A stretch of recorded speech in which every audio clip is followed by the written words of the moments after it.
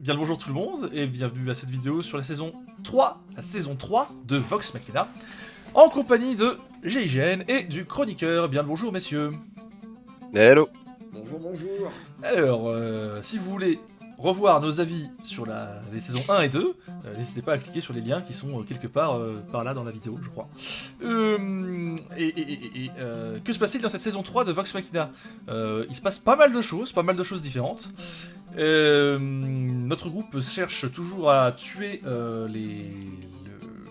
Tordak, c'est ça? Tordak, le chef des dragons. Ouais. Tordak, voilà. Le chef du conclave. Le chef du conclave des dragons. Allié à un autre dragon, qui on sait pas trop s'il est gentil ou pas. Raishan, voilà, j'ai oublié. Heureusement ouais, que t'as résumé sous les yeux.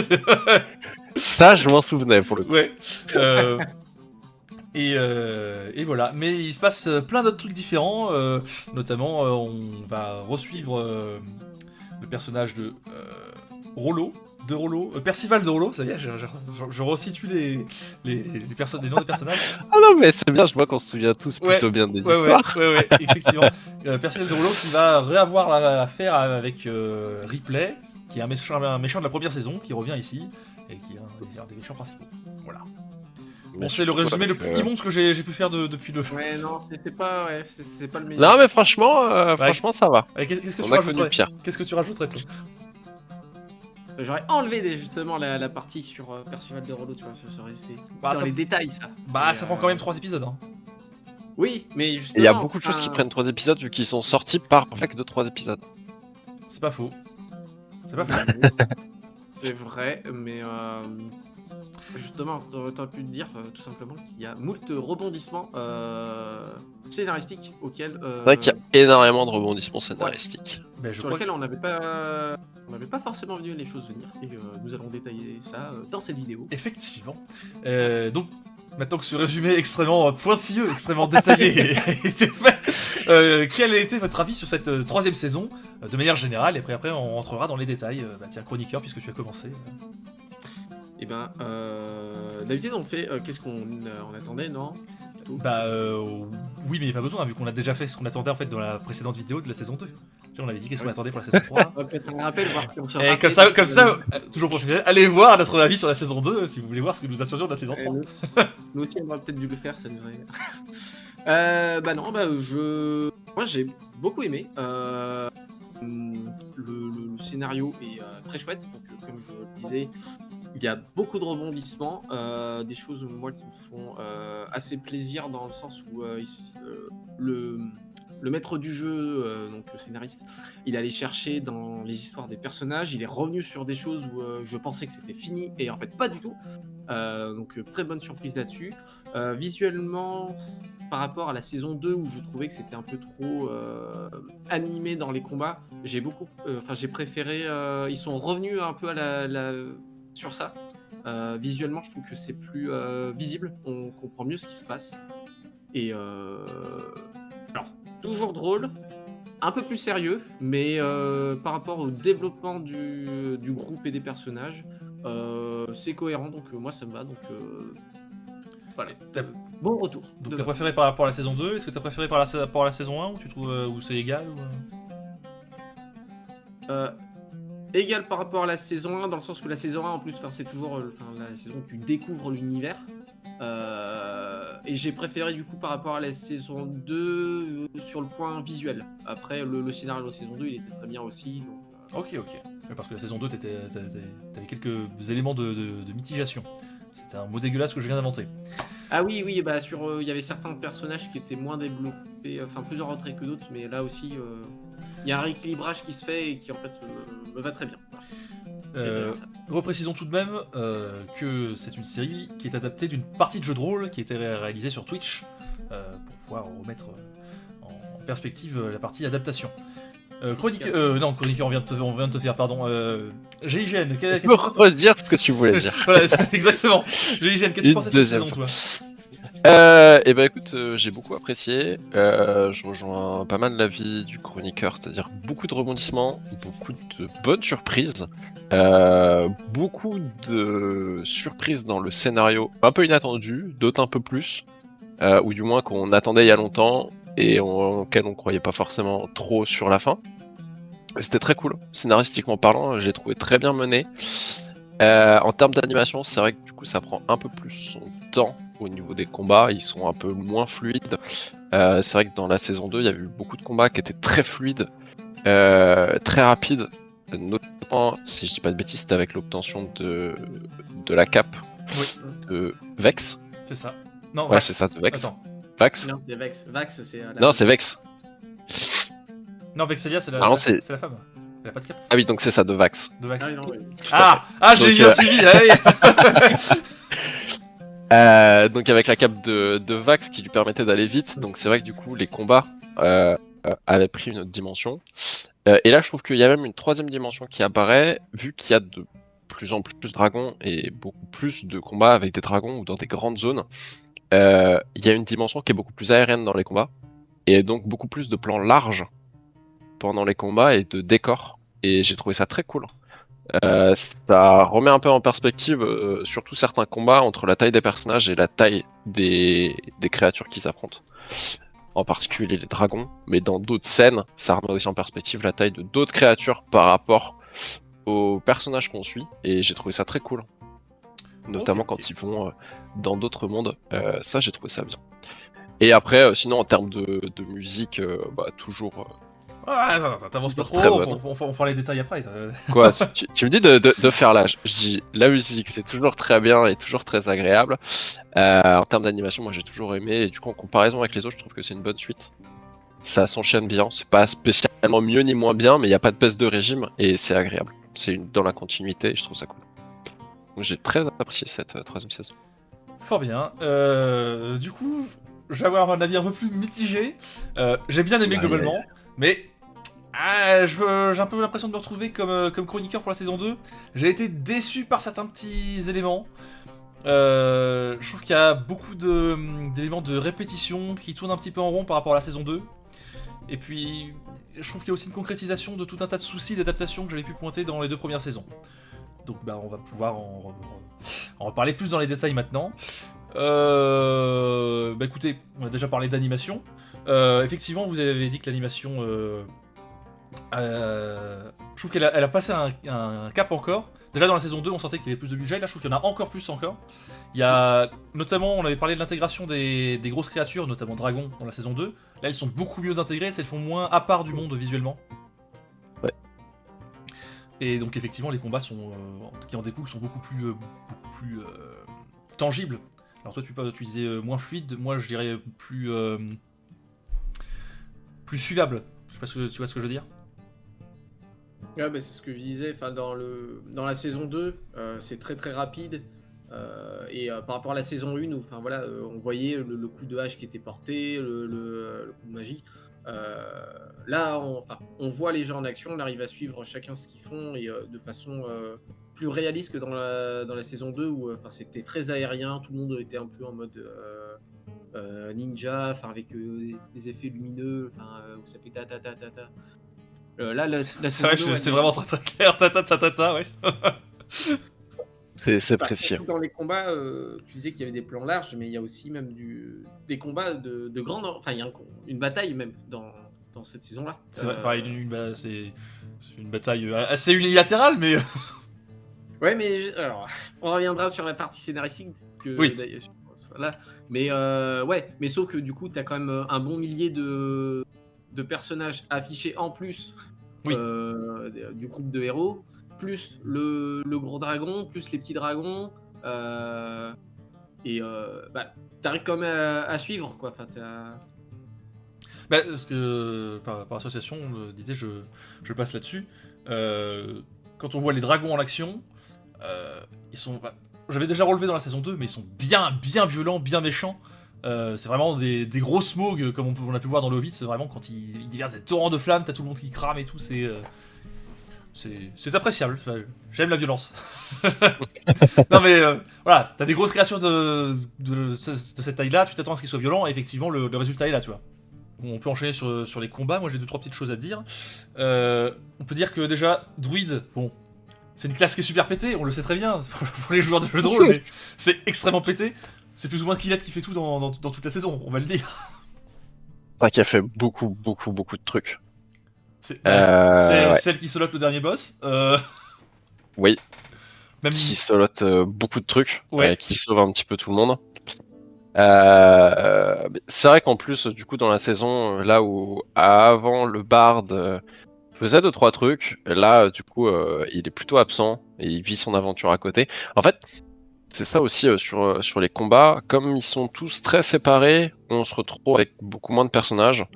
On se retrouve avec un Vax qui fait surtout de l'exploration et plus tant des combats. Vex, on voit un peu les limites de son arc, j'ai l'impression, et du coup avec un peu moins de puissance. Et du coup, c'est vrai qu'il reste, il reste Skillet qui fait un peu tout dans les combats. Ouais. Mais pour autant, ça reste très impressionnant. Certes, oui, non, mais ça. Il y a, voilà, Mais au des- niveau des combats, ça reste très cool et ça se renouvelle plutôt pas mal. Ils arrivent à. Ah, je trouve qu'ils ont même des super idées, notamment Apporter. l'idée. Bah, alors, ça, c'est sans doute quelque chose. C'est plus que vraisemblablement quelque chose qui est vraiment arrivé dans la partie de jeu de rôle. Mais le coup de faire pousser un arbre dans le bit du dragon pour le faire crever, c'est quand même, Oui. c'est quand même une super bonne idée, ça. Ouais, mais après, Oui. ça, on en avait déjà discuté lors de la saison 1 et 2 sur le développement du personnage. Après, de toute façon, oui, Keleft, c'était le personnage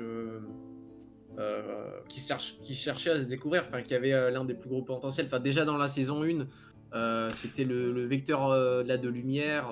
Non, mais même indépendamment de ça, enfin, c'est-à-dire, indépendamment, je veux dire, de son arc scénaristique de personnage, je veux dire, en tant que de puissance brute, quoi. C'est un dieu, entre guillemets, il a juste pété de pouvoir, enfin, c'est un druide. Bah oui, Même- mais ah par rapport à l'évolution du personnage, justement, au début, enfin, c'est celle qui fait un peu le plus de fumble, entre guillemets. Là, tu sens que bah, ça y est, C'est vrai. elle a acquis de la puissance. C'est pas. Enfin, euh, son niveau de progression, enfin, il est normal, quoi.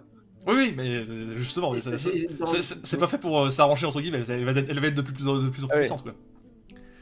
Mais ouais, Mais du coup, ça contraste pas mal. Étant une classe très magique, ça contraste pas mal avec les autres qui, comparé aux autres saisons, n'ont pas changé d'équipement. c'est vrai. Et là où dans la saison 2, il y avait un gros changement d'équipement, que ce soit pour Grog, pour Tout ce pour qui Vex était ou Vax. tout ce qui était l'héroïque, quoi. Exactement, toutes les reliques, du coup, il y avait un changement d'équipement et tu sentais qu'ils étaient plus puissants et que ça leur avait apporté de la puissance. Là où Killet, pour le coup, c'est juste sa puissance magique qu'elle développe et donc indépendamment de l'équipement, elle devient juste plus puissante. Là où les autres sur cette saison, changeant pas d'équipement, et tu sens qu'à la fin ils sont plus faiblards. À l'excepté de Pike. Oui, bah elle gagne la grosse armure, effectivement, qui est pétée aussi. Oui. Mais voilà, elle gagne la grosse armure et puis elle change un peu de sous-classe. Oui, c'est vrai, oui, je vois ce que tu veux dire, effectivement. Elle change d'alignement. Elle ouais. change, voilà, elle change de sous-classe. Ouais.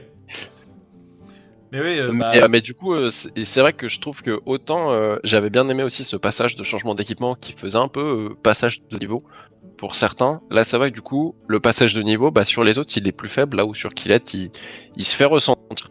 Et c'est agréable. Ah oui, non, c'était pas une. Non, mais c'est vraiment cool, et notamment 2-3 scènes avec la maîtrise de la Terre qui sont très cool. Absolument.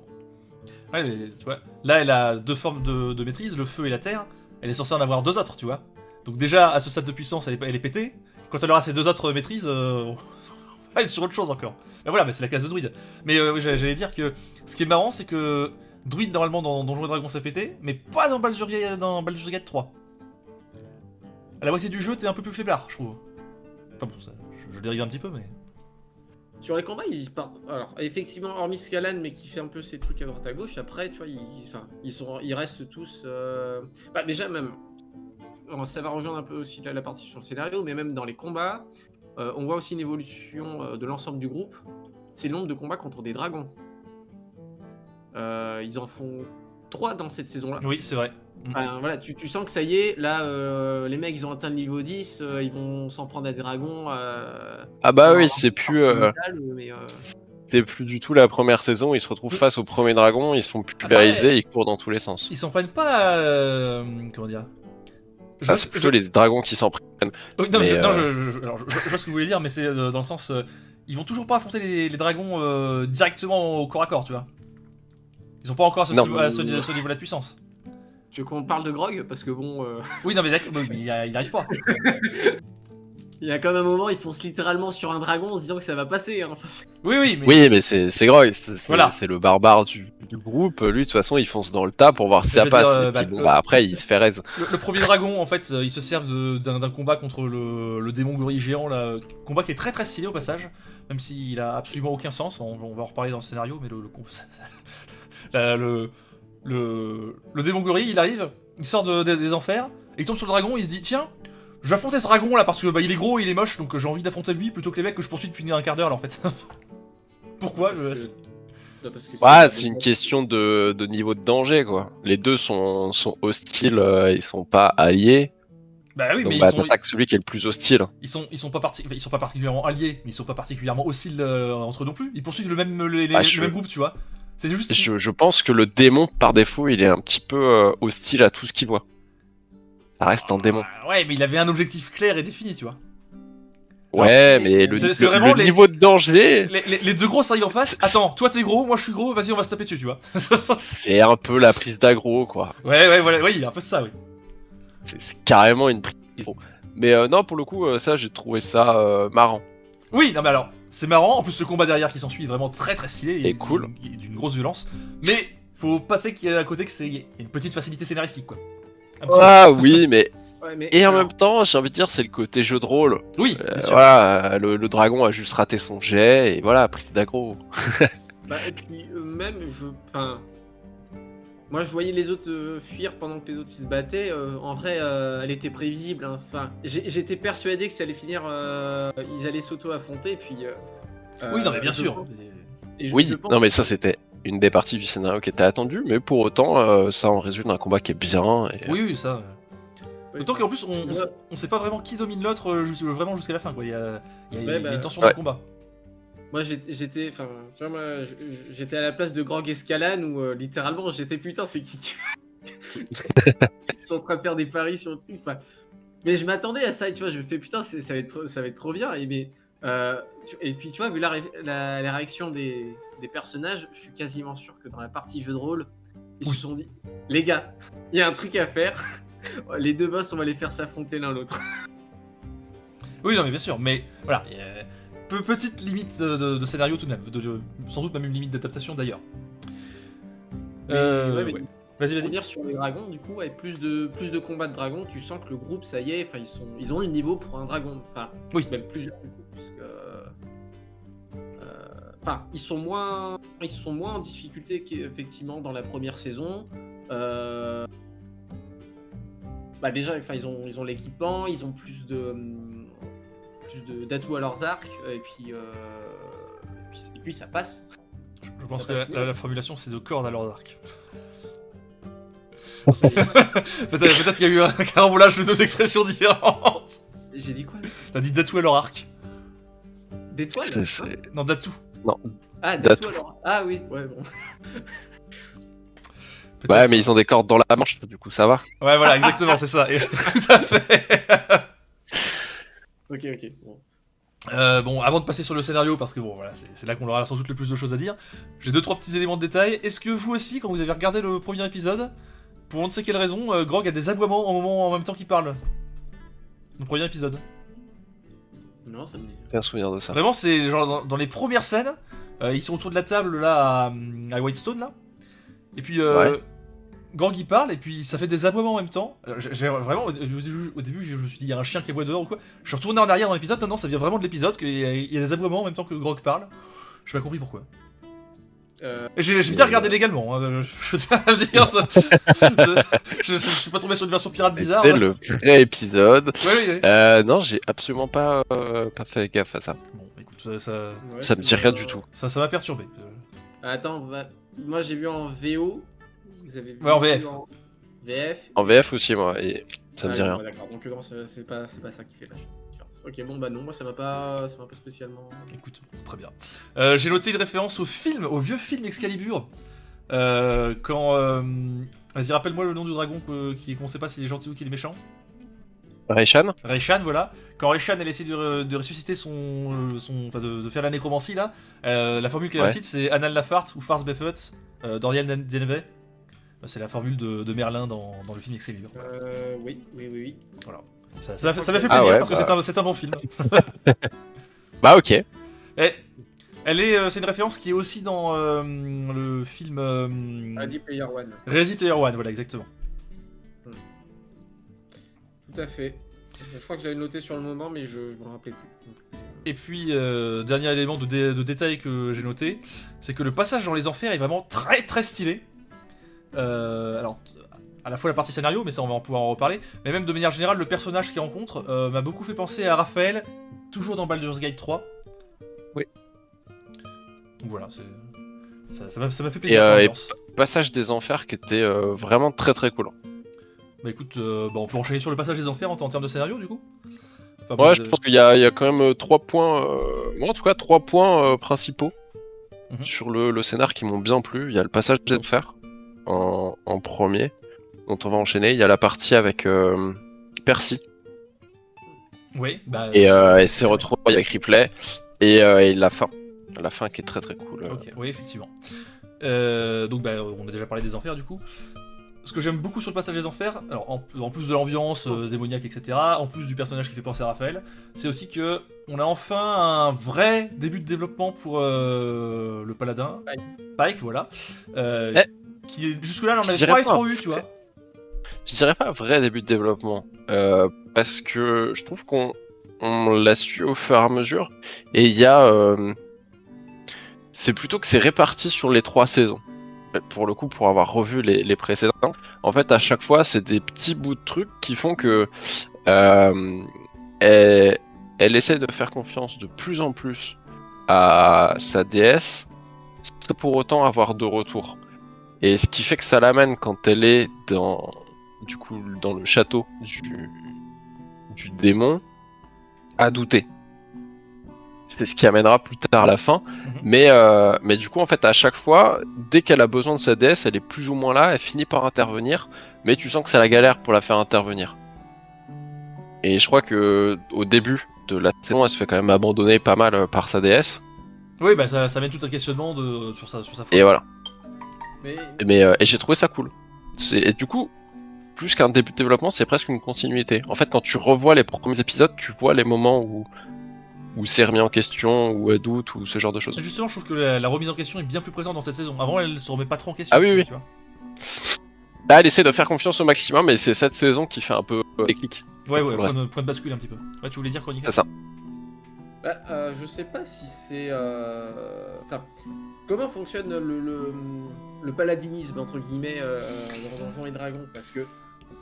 Est-ce que tous ces pouvoirs relèvent du divin dans ce cas? Enfin, il y a quand même un retour. Ou alors est-ce que c'est de la magie? Il y a que vraiment certains moments, comme quand elle arrive sous forme lumineuse dans la première saison ou Non, en fait, c'est pour le coup, c'est la plupart de ses pouvoirs, ça vient de sa foi. Oui. En sa déesse. Et donc, ses pouvoirs sont puissants si sa foi est puissante envers sa déesse. En gros, c'est une sorte de récompense de la déesse pour sa foi. Donc il n'y a pas vraiment d'abandon parce qu'il y a quand même plein de moments où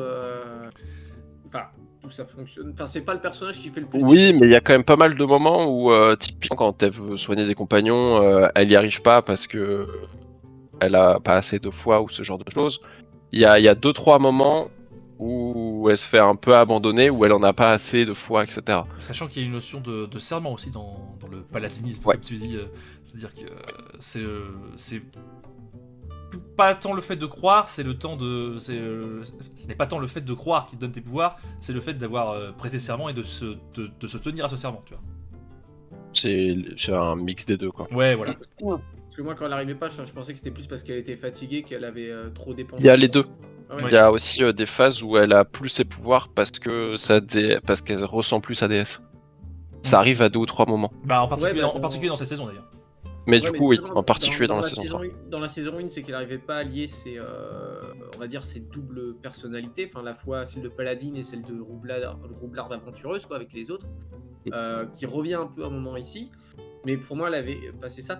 Parce que pour moi, en fait, la partie dans le passage des enfers, c'est que en fait Sadès n'a aucun pouvoir là-dedans, donc forcément elle est forcément abandonnée parce que et puis Sadès l'a prévenu que de toute façon elle ne pourrait pas l'aider une fois là-bas, donc je sais pas si c'est vraiment l'abandon ou si c'est carrément autre chose, parce que il y a effectivement un passage très intéressant là avec le jeu de vérité là, Ouais. qui est bien stylé. En plus c'est vraiment il y a quelqu'un qui est là, les autres ils n'interviennent pas. Et d'autant que pour le coup, c'est un système d'énigmes très intelligent. Le fait de, comment dire, Ouais. de comprendre que le jeu de cartes, c'est pas du tout tant les cartes qui importent, mais juste le fait de mentir ou pas. Ouais, mais justement, et moi c'est le moment où là elle signe et il parle de son sang, en disant Oui. qu'elle a vraiment un sang très spécial. Et je suis en train de me demander, ceux qui ont sans doute vu le Critical Role, ils ont peut-être la réponse, mais si c'est tout simplement pas une demi-déesse ou un truc du genre, qui pourrait expliquer aussi pourquoi en fait à la fin c'est pas un changement d'affiliation, c'est juste qu'en fait elle se révèle à elle-même toute seule sans le savoir, avec son propre sang qui est en fait celui d'un... Ça n'empêche pas forcément un changement d'affiliation, hein. Pour le coup. Parce que, alors, pour le coup, je crois que je sais plus exactement si ça marche comme ça dans Donjons et Dragons, mais de mémoire, c'est quand tu, entre guillemets, romps ton serment. Ouais. En fait, c'est une sorte de. C'est pas tant un dieu, je crois que c'est pas exactement un dieu, mais c'est une espèce de paladin. En fait, c'est un ancien paladin déchu, je crois. Ah Genre bah le oui, premier c'est paladin la version déchu qu'on a dans Baldur's Gate 3, oui, effectivement. qu'on a dans Baldur's Gate. Bah, du coup, c'est la dernière version de Donjons et Dragons, je crois. Ouais. Et du coup, tu te fais un peu récupérer par ce truc-là. En fait, mais potentiellement, elle peut juste abandonner son serment sans rejoindre. Ça pense à un autre nom, c'est paladin de. C'est un autre type de paladin. Bah, c'est un paladin déchu, mais c'est un autre nom. Ouais. Parce que, ses pouvoirs de lumière, elle les a toujours à la fin de saison, malgré la fin, son espèce de magie du sang. Donc c'est pour ça que je sais pas si c'est totalement. Après, tous les paladins. Là, en l'occurrence, elle vénère la déesse de la lumière, tu vois. En fait, tous les paladins ont des pouvoirs de lumière, entre guillemets. Ouais. Là, après, ça dépend des versions de Donjons et Dragons, et en plus là c'est une version, c'est un univers de Donjons et Dragons personnalisé, donc potentiellement c'est pas exactement ça. Ouais, elle a tout un tas de complexités possibles. Effectivement, ça ouvre pas mal de portes pour une saison 4, enfin, ça ouvre autant de portes pour ce personnage-là que la déesse Corbeau en ouvrait pour Vax dans la saison 2. Et c'est chouette, intriguant, et ça donne envie de savoir la suite. Effectivement, ce qui m'amène à un nouveau élément, c'est que on s'attendait tous à voir des intrications de la déesse Corneille dans cette saison. À part pour le dernier épisode, elle est totalement absente. On la voit absolument pas intervenir. Ouais, elle est totalement absente, et en même temps, même sur la fin, elle fait pas tant, je trouve. Bah, ça ouvre encore une porte pour la saison 4, tu vois, mais qui est un peu la même porte qui était ouverte dans la fin de la saison 2. Alors, c'est-à-dire pas tout à fait d'accord, parce qu'il y a un truc que je me suis remarqué qui est au tout début de chaque épisode, le générique. Je trouve que dans cette saison 3, le générique, il est super compréhensible et il annonce des choses. Tu sens venir les problèmes de chacun. Et oui. Avec du recul, tu regardes les autres génériques. Et cette saison 3 permet de comprendre énormément de petits éléments qui, au début, moi, je me suis dit c'était juste un générique. Puis, mais ça, on l'avait déjà noté dans la saison 2 qu'effectivement, il y a les petits filaments de la déesse Corneille un peu partout dans les génériques. Effectivement, ouais. Et dans ce générique, ça m'amène à développer un autre point encore. Dans ce générique, on voit clairement la mort annoncée de certains personnages ou la dissolution du groupe, qui est donc annoncée dès le premier épisode dans le générique. Et je trouve que finalement c'est un acte manqué, parce que en fait il n'y a qu'un seul personnage qui meurt. En plus, non seulement il n'y a qu'un seul personnage qui meurt, et en plus on arrive à un espèce d'effet Marvel, c'est-à-dire que il meurt, mais on s'attend pas à ce qu'il meure, on s'attend à ce qu'il soit ressuscité, et oh surprise, c'est le cas. Oh, ça vraiment c'était inattendu, tu vois. Et il y a ça, et puis il y a aussi du coup le moment où arrive la séparation du groupe, qui est annoncé effectivement par le générique depuis le début. Bah, ça dure un épisode, tu vois, en fait ils se séparent au début de l'épisode, et à la fin de l'épisode, oh c'est bon, on se remet ensemble.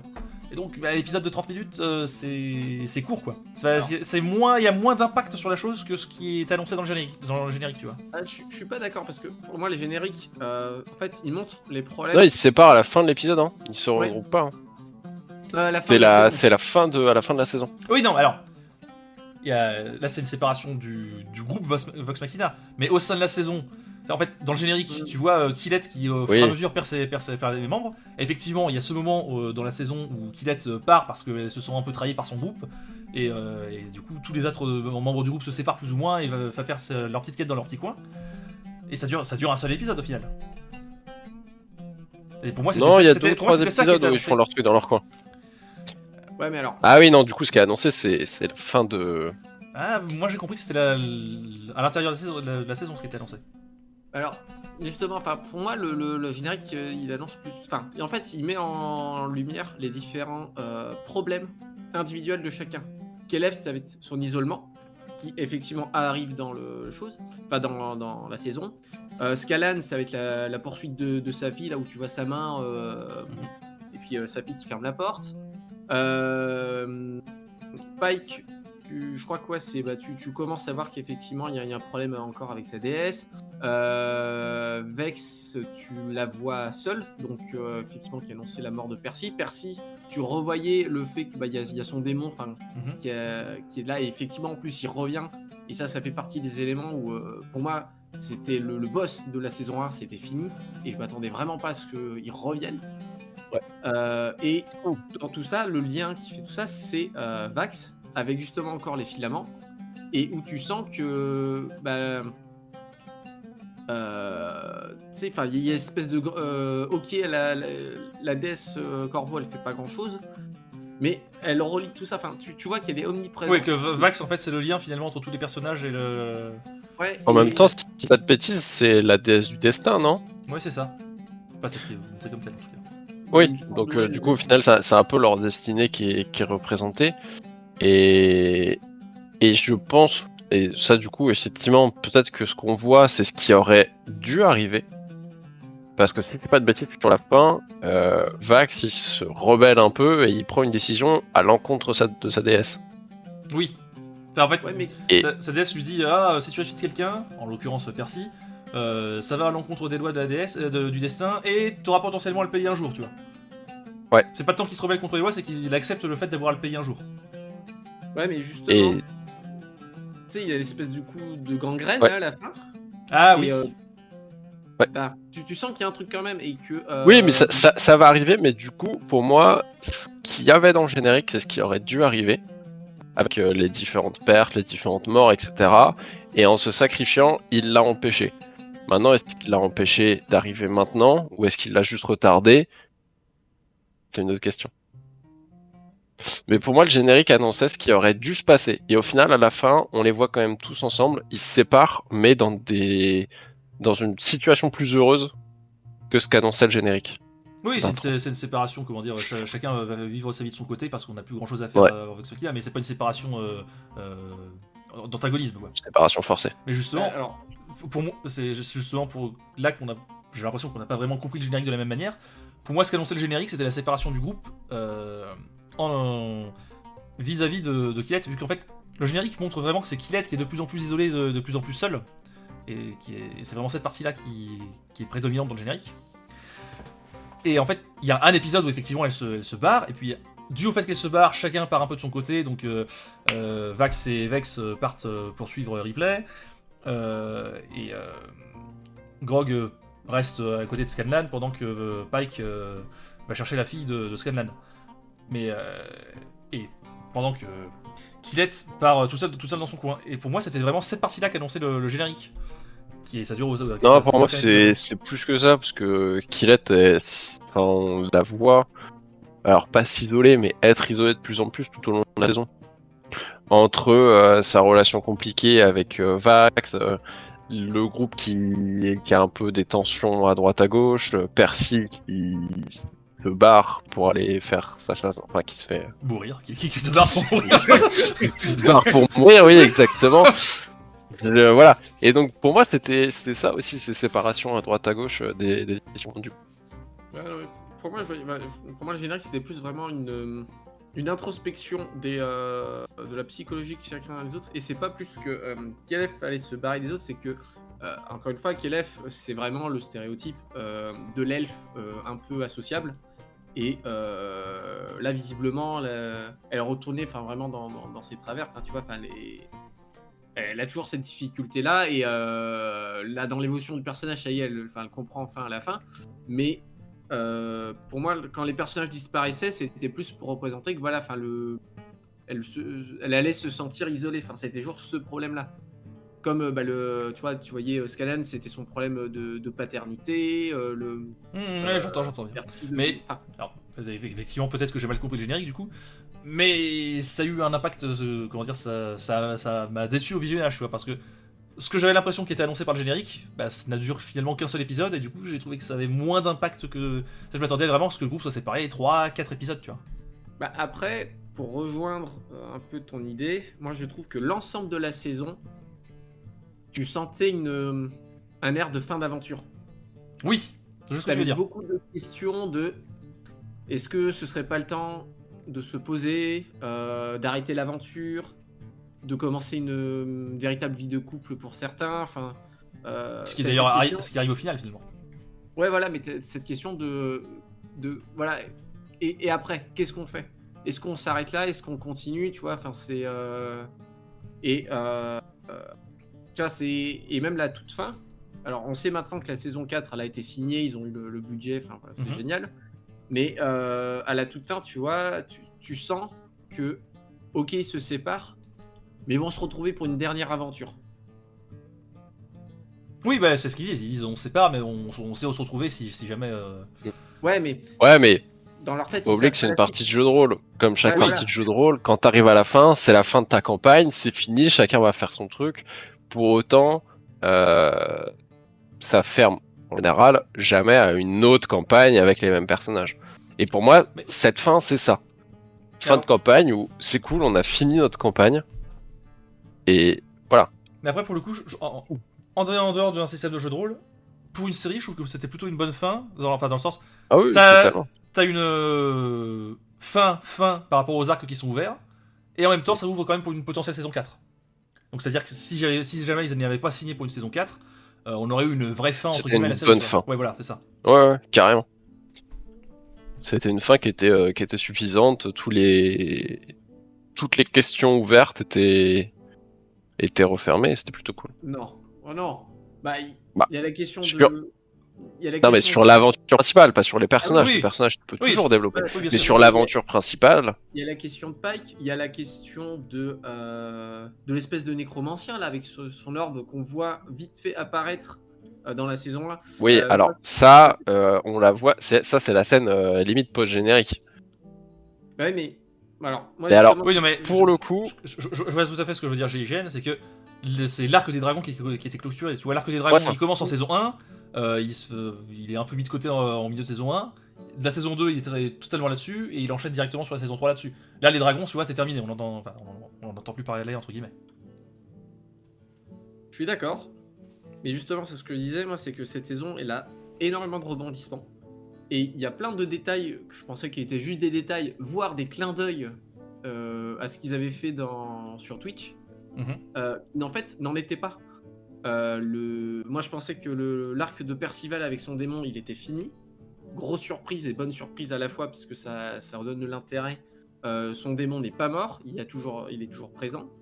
Là, l'espèce de nécromancien qu'on voit peut-être dans la scène post-générique, on le voyait dans la saison 1. Et moi, dans la saison 1, je me suis dit, bah voilà, c'est juste une blague. En fait, ils ont réveillé un pouvoir interdit, mais sans s'en rendre compte. Ouais. Et en fait, visiblement... Oui, c'est vrai que du coup, c'est le truc qu'il faisait dans la saison 1, c'est le même chant que dans la saison 1 avec l'Empire. Je me souvenais même pas de ça pour tout dire. Alors moi, pour le coup, je m'en souvenais pas trop non plus, c'est en le revoyant que je l'ai revu. Et après, j'ai été voir 2-3 trucs. A priori, vis-à-vis du chant, etc., ça pourrait être... Merde, comment il s'appelle? Un boss connu de Donjons et Dragons, qui a notamment dans Stranger Things. Vecna. Je crois que c'est ça. Ah, je connais pas trop cette partie-là. Et ça serait parce que je crois que c'est un nécromancien. Et potentiellement, ça serait lui le prochain méchant de Vox Machina, qui du coup a été réveillé saison 1 et... Ok. Ok, et d'accord. qui voilà, et en fait du coup il y a tous les nécromanciens qui ont pu Puis ouais t'as c'est plein ça, de- c'est en gros c'est le roi Lich quoi. Ouais, puis t'as plein de petits détails comme ça. Il retourne dans une ziggourate, enfin, avec le petit clin d'œil d'ailleurs. C'est ziggourate, ça y est, je m'en souviens. Enfin, Ouais. Il nous faut plus de ziggurat. ouais. D'ailleurs aussi, petit truc moi qui m'a fait marrer, c'est les pauvres soldats de Whitestone. Qu'est-ce qu'ils en prennent? Ah ouais. Ça fait 3 saisons qu'ils se font bolosser dans tous les coins. Ils sont encore vivants, hein, c'est beau. Oui, mais après, Voilà. c'est le principe typique du PNJ qui est là, c'est le garde de Skyrim, quoi. Tu entends tu 50 et en fait, Oui. quand tu reviens, après, ils sont toujours là. Ah ouais, mais Mais oui, après, ouais, bah, de manière générale, après, c'est le cas aussi pour toutes les armées qu'on voit un peu dans la série. Effectivement, t'as dit qu'il y avait une grosse bataille, donc il y a toute une partie rassemblement d'armées, un petit peu à la Dragon Age et à la de BioWare aussi qui se passe dans l'espace, Mass Effect, pardon. Effectivement, ils vont voir tous leurs alliés qui se sont fait auparavant pour assembler une grosse armée, armée qui au final se fait démonter la gueule. ouais, mais alors ça aussi c'est pareil. J'ai trouvé cette partie très intéressante, très classe aussi. Enfin même l'arrivée des elfes, oh, voilà, faut quand même le dire, elle était classe. Hein, et pourtant je suis un joueur nain. Mais le truc dans ma tête, c'est que je me dis, mais attends, là ils vont affronter le boss final. Enfin, celui qu'on pensait boss final en milieu de saison. Alors, ça va Ouais, ils l'affrontent tard quand même, non? Bah non, je crois que c'est Ah oui, font, c'est ouais, épisode, épisode épisode 8-9. épisode Non, 7 ou 8, hein. C'est 8, Ouais, 8-9. Oui, c'est ça, ouais. Ouais, mais tu sais que c'était en 12 saisons. Et donc tu te dis, 12 épisodes. Oui, c'est vrai. où il y a un rebondissement derrière, ou ça va pas fonctionner comme prévu. Alors, il y a eu les deux. Il y a eu les deux. Il y a eu les Oui. deux. Et avec une bataille très Bah, sympa. Très agréable à voir, pas très agréable pour les personnages. Oui, alors, ils sont vraiment bolossés. Non, mais elle était vraiment cool parce que j'ai trouvé que il y a vraiment ces deux phases où il y a la phase de début où la bataille commence bien et le plan se déroule bien, Oui. à peu près. Et en fait, plus ça va, plus les choses vont de mal en pire. Et en fait, Et j'ai trouvé ça vraiment cool. quelque part, je trouve même que le scénario est gentil avec l'armée parce que ils auraient vu la taille de ce qu'ils affrontaient, ils auraient vraiment dû se faire démonter plus fort. Ils auraient dû ne plus rester aucun soldat en fait à la fin. ouais, après, Ça va, ils s'en sortent plutôt bien. Après, il y a aussi, quand même, faut pas mal le dire, mais pas que dans cet épisode-là, il y a beaucoup d'interventions des PNJ pétés. Enfin, C'est vrai. Oui, mais et en après, même temps, c'est un peu la bataille finale, donc C'est- c'est normal. C'est Mais- justifié par le fait que Ouais, c'est des copains qu'on a vus avant, on les ramène dans le combat, tu vois. Oui, non, alors je parlais surtout, par exemple, Gilmore, la Ah oui. paladine pure et la magicienne, j'ai oublié leur nom, qui avant, enfin, c'était les donneurs de quêtes, et là, ils font les quêtes avec eux, quoi. Enfin, Oui. et, Oui, Oui, mais après, ils font les quêtes avec eux parce qu'ils leur ont demandé et c'est justifié qu'ils leur demandent parce que sinon c'est la fin du ils monde ont en fait fait. des quêtes pour eux. Voilà. Oui, mais je trouve aussi d'ailleurs leur évolution, c'est que ils sont passés de les commanditaires à leur égal d'ailleurs. Oui. En termes d'évolution aussi, c'était cool parce que tu comprends que c'est des personnages un peu pétés. Enfin, ils te disent ouais, ils ont déjà vaincu des dragons, des machins. Surtout qu'il y a un lien avec l'histoire principale puisque tu comprends que c'est eux qui ont emprisonné Tordak, qui ont fait ça, qui ont fait ci, c'est pour ça. Scénaristiquement toujours des choses intéressantes de bienvenue et qui développent les personnages. C'est pas juste le simple PNJ, la simple conseillère du roi qui a survécu, etc. Ah, en parlant de simple PNJ, je regrette l'absence de l'ours. Voilà. Il était plus Oui, présent dans la oui. saison 2, il est plus là, voilà.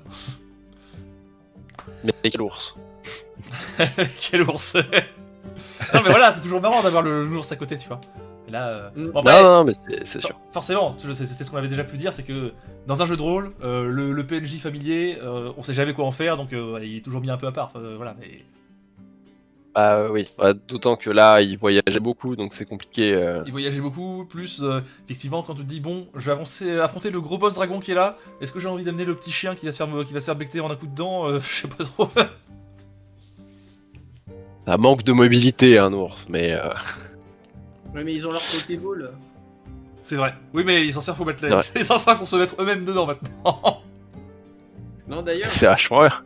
faut quand même noter les 2 réussites critiques de plan de Grog. C'est vrai. À 2 reprises, c'est lui qui dit putain, on s'est fait plein d'ennemis, on s'est fait plein de copains aussi. Et puis l'autre, ah oui, C'est vrai si, qu'il a c'est- 2 illuminations, ouais. Ouais, j'ai trouvé ça très drôle parce que Grog, du coup, la saison 2, il avait un développement. Et là, après, c'est le personnage, on va dire, le plus simplé du groupe. Mais voilà, enfin, il reste fidèle à lui-même, il n'y a pas de développement, il n'y a pas de. Ouais, c'est un peu le comique de répétition, quoi. C'est le C3PO du C'est-à-dire groupe, que Grog, il a eu quasiment toute son histoire Voilà, de développer dans la c'est ça. saison 2. Mm. Et donc il est arrivé au point où, bah, de toute façon, on connaît son passé, on sait pourquoi il est là et comment il a rencontré tout le monde. Donc il n'y a plus grand-chose entre guillemets à en dire dessus. Ouais, mais du Mais coup, parce que dans la saison 2, ça nécessitait tout ce développement aussi. Ouais, mais regarde, dans la saison 2, Vax et Vex, ils avaient déjà leur développement qui continue aussi dans la saison 3. Ouais, Oui, mais parce toujours pareil, en que fait. c'est des personnages qui sont plus complexes en termes Ouais, c'est ça. de lore Ils ont passé. une histoire plus lourde, alors que Grog, fondamentalement, c'est un barbare et il a fait des trucs de barbare et voilà. Ouais, voilà. Non, mais, enfin, ça va bien avec le personnage, et puis tu vois, ça fait que c'est toujours le pilier un peu du groupe, tu vois, c'est un peu le. C'est le nounours du groupe. Enfin. Mais non, ils en donnent déjà un, on t'a dit. Oui, c'est vrai, je veux dire, ça ne fonctionne pas. Mais c'est le personnage sur qui tout le monde peut compter parce que, il se casse pas la tête. Enfin, voilà, c'est le bon copain. Non, il casse la tête des autres.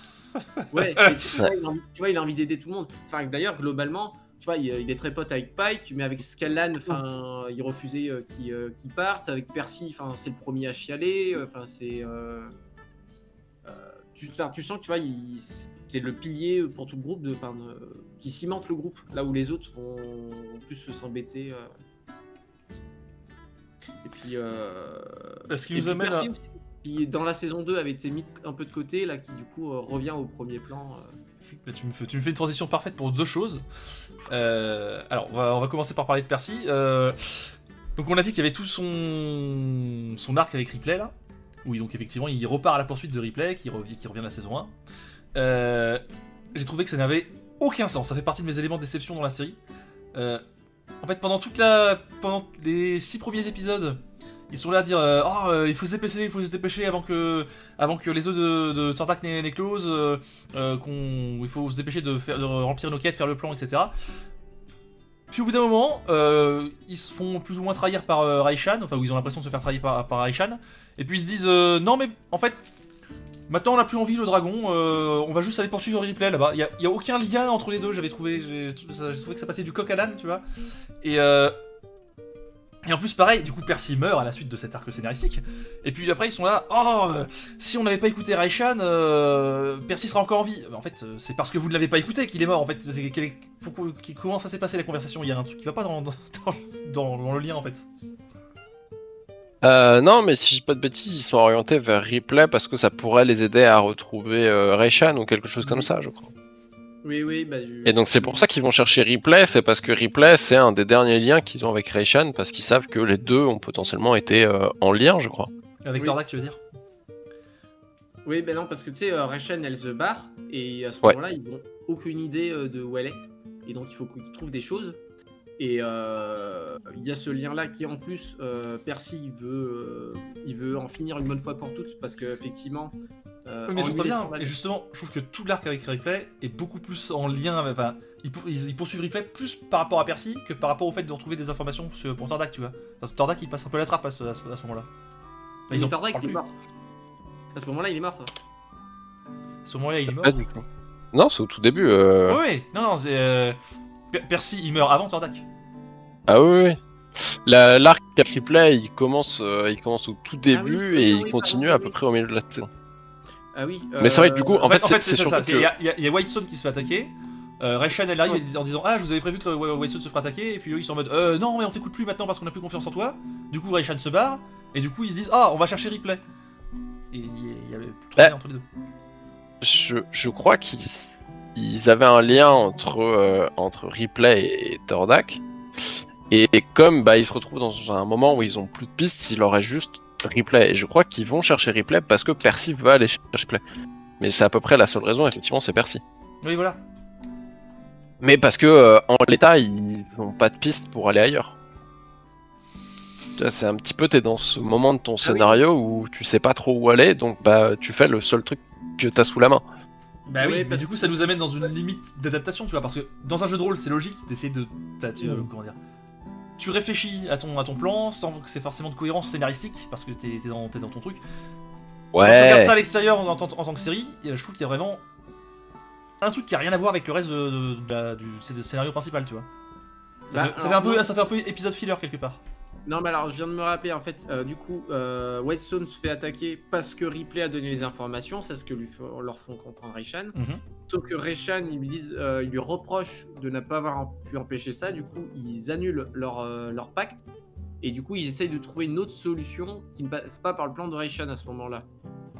Tu sais, puisqu'elle revient après, Oui, et non, puis mais elle oui, demande, oui, comment c'est on va ça. faire ton plan. Et c'est visiblement. C'est pour ça Donc que voilà, c'est- leur dernière piste, c'est trouver Ripley pour avoir des infos sur Tordak. Oui, parce qu'à ce moment-là, en plus, ils savent même pas si Ripley elle est avec le dragon, si elle agit pour son coin et tout, parce que Ouais. tu sais, elle vole en plus encore lien avec la première saison, elle vole l'espèce de pierre magique Oui. qui a Whitestone. Donc elle a participé, puis ça fait plusieurs fois qu'elle leur met des bâtons dans les roues pour empêcher les dragons. Donc si tu veux, c'est un peu le lieutenant du boss. Si on le passe, ça se trouve, elle nous péter les couilles pendant le. Oui, mais encore une fois, quand ils vont la voir, quand ils la poursuivent, et que du coup Percy meurt, il n'est plus du tout question de Tordak à ce moment-là. Vraiment, Percy va dans son coin en mode il faut arrêter le truc, mais à aucun moment il commence à lui demander Tordak, en fait, je peux le trouver où Parce que à ce moment-là, il comprend que en fait, elle fait son petit truc dans son coin puisqu'elle lui parle. Ouais, ça c'est. Elle fait autre chose et il y a ça, et il y a aussi le fait que ils se sont fait voler l'armure magique par Ripley. L'armure que porte Pike, c'est Ripley qui la vole.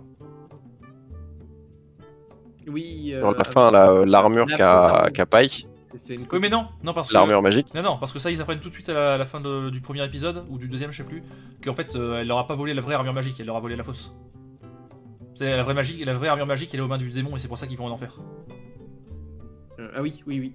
Oui, mais du coup, c'est comme ça que Percy découvre qu'il y a Artax, et du coup, Percy veut quand même défoncer Artax. C'est vrai. Donc, en fait, sur cette partie-là, c'est plutôt le groupe qui suit Percy parce que Percy fonce sans réfléchir. Oui, j'entends bien, mais du coup, je trouve qu'il y a une décorrélation avec le récit principal. Oui, c'est sûr, mais c'est pas pour autant plus incohérent que ça, je trouve. Je suis d'accord. Moi pas, mais c'est pas grave. on est là pour discuter. Ce qui m'amène à un dernier point que j'aimerais aborder. Et pareil, qu'il y a un point de déception pour moi dans cette saison.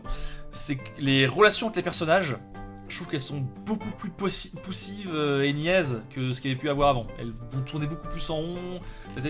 Les relations entre Vexalia et Percy et Vaxildan et Killette.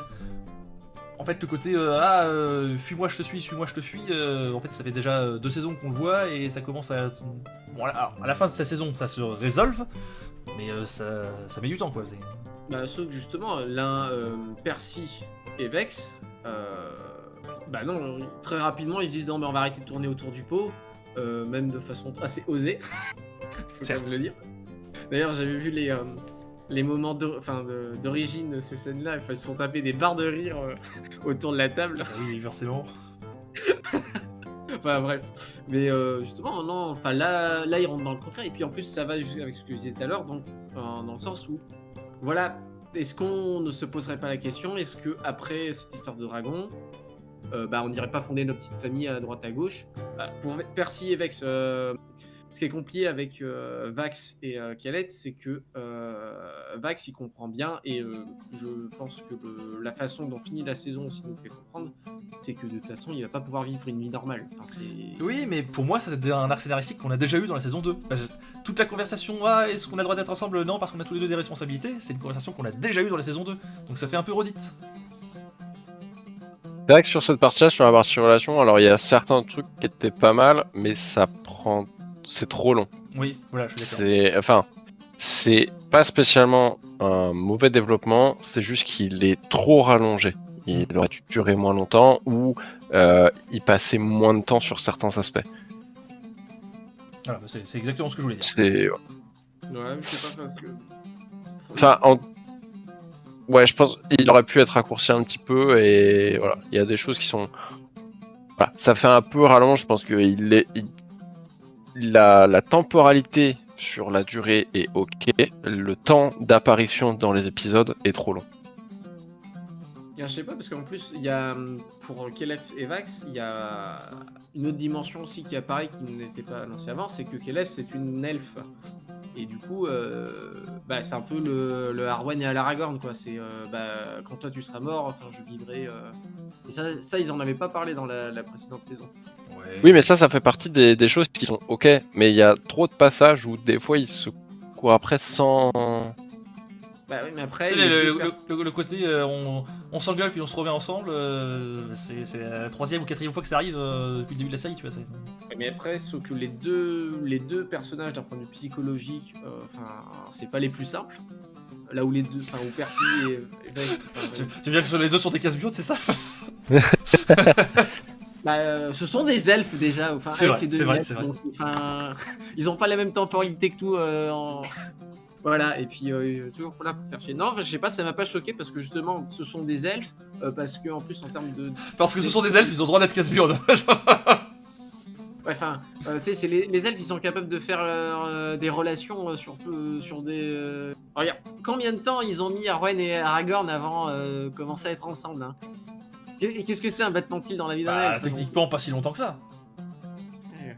C'est un très mauvais exemple que tu me donnes là. Ils ont.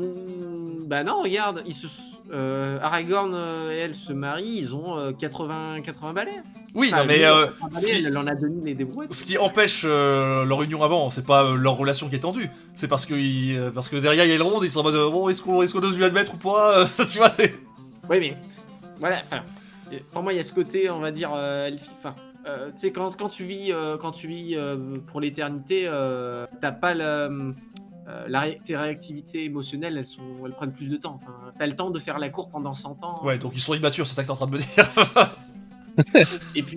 Et puis même, encore une fois, voilà, t'as Nain qui est le champion d'une déesse, et puis il sait que. Oui, non, mais j'avoue, ils s'entendent bien, les deux ont des responsabilités. Et encore une fois, c'est la question de responsabilité, on l'a déjà eu cette conversation. Enfin, bref. Ok, alors, order des responsabilités, Kelef, qui encore une fois d'un point de vue, c'est le cliché du personnage associable, qui a du mal à se faire au truc de la société, tu vois bien, elle sait pas trop comment faire, et en face il sait pas non plus trop comment faire, parce que comme elle a pas les codes, on va dire, pour ce genre de relation. J'entends bien. Non, mais je suis d'accord. Et- Mais ce qu'on dit, c'est qu'on l'a déjà vu, et du coup, ça fait redite, et du coup, ça fait un peu long. Ça aurait pu être mieux amené. Voilà.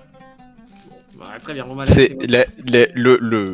Le développement en soi n'est pas mauvais, c'est juste qu'il n'est pas forcément le mieux amené. Exactement. Tu as tout compris. Après, on peut ne pas être d'accord aussi. C'est Oui, le but mais, de- on est pas d'accord. Et puis, sur un dernier point aussi, ça fait aussi le parallèle du coup avec l'autre relation qui, eux, se passe mieux et plus rapidement aussi. Laquelle? Enfin, si les deux relations, ils avaient fonctionné à peu près au même moment, et puis ça aurait été peut-être un peu plan-plan vraiment là pour le coup. Alors que là, du coup, tu vois, t'as un où ça fonctionne et l'autre où visiblement c'est encore plus tendu. Donc, dernière argument. Ça fonctionne moyennement aussi. Tu parles de Percival et de Vexavia. Bah ouais. Bah, ils couchent ensemble et puis après ils sont en mode bon, en fait, c'était peut-être une erreur. Vas-y, on s'arrête là. Ouais, mais il dure un épisode et puis finalement ils se disent que, non, ils y croient pas, aucun des deux n'y croit et que finalement. Certes, mais pareil, ça fait redit. Mais c'est vrai que les deux relations sont mises en parallèle. Bon, voilà. C'est la dernière argument. Est-ce que vous avez d'autres choses à ajouter? Moi, c'était bon. Non, ouais, on a fait un bon tour. Hein. Donc bah on va conclure sur un qu'attendre de la saison 4. Qu'est-ce que vous attendez de la saison 4 du coup? Vas-y, Gilles. Et petit développement de Pike sur sa nouvelle identité. Ouais, c'est une nouvelle fois, ouais. Et puis les nouveaux méchants. Oui. Avant tout, le nouveau méchant. Toi, chroniqueur.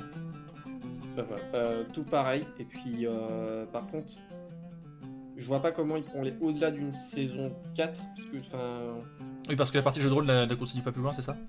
je crois que si. Mais. La partie jeu de rôle, si, elle a continué, parce que je crois qu'ils ont fait d'autres campagnes. Là, on est toujours sur leur première campagne. On vient de finir la première campagne, tu veux dire. Ouais, mais tu vois, Et bah a priori non, parce que leur première campagne se termine justement sur 2 arcs supplémentaires. Enfin, D'accord. au moins un de plus. On n'a pas totalement fini la première campagne et je pense que... Alors peut-être qu'il y aura qu'une saison 4 pour finir la première campagne, mais il y a quand même d'autres campagnes derrière. Ok. Ça dépend comment ils déroulent ça et s'ils le découpent en plusieurs arcs. En tout cas là j'ai l'impression que les campagnes de la série suivent à peu près les campagnes du jeu. Ok. ouais, mais parce que moi, dans la façon dont ça a été amené, tu sens que c'est la fin et que s'ils reviennent, c'est pour une dernière fois, quoi. Donc sinon, j'ai peur qu'après ça commence à faire série à rallonge. Après, Toi, tu penses que la saison 4 ce serait la dernière saison de la série? ouais. Donc, Ok. avec Ça peut être un toutes peu les- plus, mais au final, enfin, là, on a mis 3 saisons pour avoir une résolution au final autour des dragons. Oui. Ça me paraîtra pas forcément incohérent d'avoir une première saison de mise en place du nouveau méchant, potentiellement de nouveaux alliés, de, de mise à jour des personnages entre guillemets post cet événement et avec potentiellement un déroulé sur ce qu'ils ont pu faire en étant séparés. Mhm. Parce que là, ils sont tous séparés, ils vont tous vivre des choses un peu chacun dans leur coin. Donc, à voir la temporalité qui se passe entre la fin de la saison 3 et début de saison 4. Et donc, du coup, ça me paraîtrait pas non plus idiot d'avoir un 3/4 de première saison qui soit sur des retrouvailles, sur de la mise en place, etc. Une fin de saison 4 qui soit sur un petit peu le démarrage de la vraie quête. Et la saison 5 qui se concentre sur vraiment on fait la quête et à la fin c'est résolu. Sinon j'ai peur que ça fasse potentiellement un peu rush de retrouvailles. Personnages, on finit.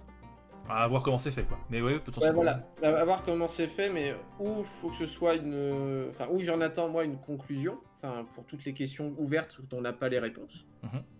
Ou alors, bah, ils peuvent encore nous surprendre, enfin, et Ah ça, oui, ça, Ouais, je m'attends à ce qu'ils nous surprennent aussi. Oui. Voilà, je pense qu'ils en sont capables, puisque cette saison 3, moi, encore une fois, il y a plein de choses, je ne m'y attendais pas, et c'était très intéressant, parce que c'est surprenant et bien fait, parce que bon, des fois, c'est surprenant. Mais pas dans le bon sens. N'est-ce pas Star Wars 8? Ouais, voilà. Mais oui, donc voilà, des réponses aux questions, et puis après, en fonction de comment ils amènent, bah, si ça peut relancer sur une autre saison encore après, parce qu'il y a toujours des choses encore à développer, pourquoi pas, mais voilà, ou sinon bah, une conclusion de cette série, et puis Bah moi tout comme vous, j'ajouterais enfin, qui va faire redite avec ce qu'on attendait de la saison 3 dans la saison 2 du coup, enfin la déesse Corneille, qu'on la voit faire un peu plus de trucs, parce que là elle est vraiment absente globalement de la saison. Et- il y a moyen qu'en fait il y a plein de petits détails. Non mais peut-être, mais du coup faut qu'on nous les révèle quoi. croit qu'elle n'y était pas, mais en fait elle y était. Oui, Ça se trouve, il y a- peut-être bien, mais il faut faut que ce soit révélé du coup. Et j'attends aussi plus de présence de la part de l'ours.